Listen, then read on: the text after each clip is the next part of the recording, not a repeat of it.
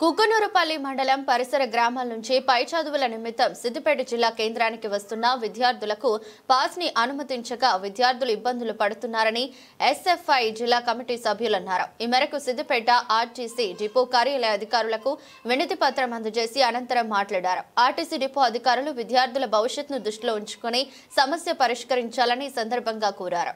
లేని పక్షంలో విద్యార్థులు వారి తల్లిదండ్రులతో కలిసి డిపో కార్యాలయాన్ని ముట్టడిస్తామని హెచ్చరించారు.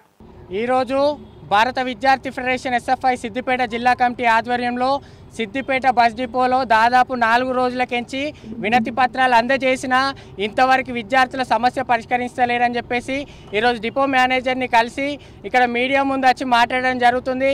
ప్రధానంగా కుకునూరు బస్టాండ్ దగ్గర విద్యార్థులు దాదాపు 30 మంది విద్యార్థుల దాకా సిద్దిపేట జిల్లా కేంద్రానికి చదువుకోనికి వస్తారు.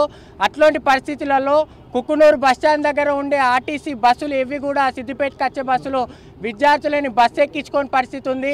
సిద్దిపేట డిపోలో అడుగుతేనేమో ఈరోజు డిపోలో సిద్దిపేటకి ఆర్డినరీ బస్సులు లేవని చెప్పేసి డిపో మేనేజర్లు డిపో ఇన్ఛార్జులు అధికారులు చెప్తున్న పరిస్థితి ఉంది.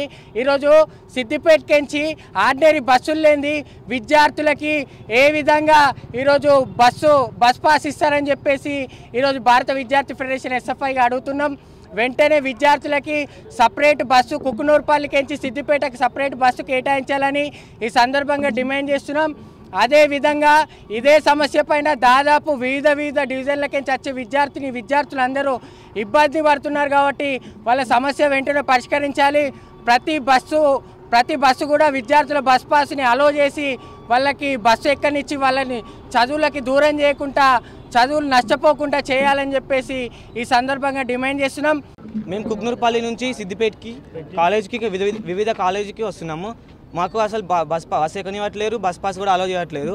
బస్ పాస్ ఆర్డినరీ పాస్ అని చెప్పి ఇచ్చి ఎక్స్ప్రెస్ బస్ ఓన్లీ డిపో బస్కే రావాలని చెప్పారు. కనీసం ఆ డిపో బస్ కూడా టైంకి వస్తలేదు. తర్వాత మేము సిఐ మేడం గారు కలిస్తే గజ్వేల్ డిపోకి వెళ్ళి మీరు అక్కడ పాసెస్ అడగండి అని చెప్పారు. వాళ్ళు కూడా మాకు అసలు ఏ ఇన్ఫర్మేషన్ ఇస్తలేరు. మమ్మల్ని అసలు స్టూడెంట్గానే చూస్తలేరు. కనీసం మమ్మల్ని పట్టించుకోవట్లేదు. మేము కాలేజ్కి వద్దామంటే కూడా మాకు చాలా ఇబ్బంది అవుతుంది.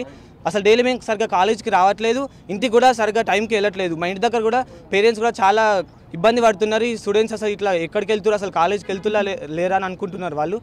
మేము డైలీ అసలు మేడంకి ఇప్పటికే 4 times వచ్చి కలిసినాం. స్టూడెంట్స్ పరంగా వచ్చినాం, ఎస్ఎఫ్ఐ పరంగా వచ్చినాం. అయినా కానీ మాకు ఇంతవరకు సమస్య అసలు పరిష్కారం కాలేదు. ఇప్పటికైనా పరిష్కారం కావాలని మేము కోరుకుంటున్నాము. అదే ఇన్ని కాలేజ్ నుంచి ఇంతమంది మేము వస్తున్నాం డైలీ. ఒక్కొక్క రోజు బస్ నుంచి కింద పడే సమస్య కూడా వచ్చింది మాకు. కానీ అయినా వీళ్ళు పట్టించుకోవట్లేదు. మాకు ఈ సమస్య వెంటనే పరిష్కరించాలని మేము కోరుకుంటున్నాము. కాలేజెస్కి టైంకి రావట్లేదు, మేము టైంకి ఇంటికి వెళ్ళట్లేదు. మాకు ఎనీ టైం మేము ఎప్పటికైనా కాలేజ్కి వెళ్ళాలి, ఎనీ టైం అయినా మేము ఇంటికి వెళ్ళాలి. మాకు అట్లా ఉండాలని మేము కోరుకుంటున్నాం.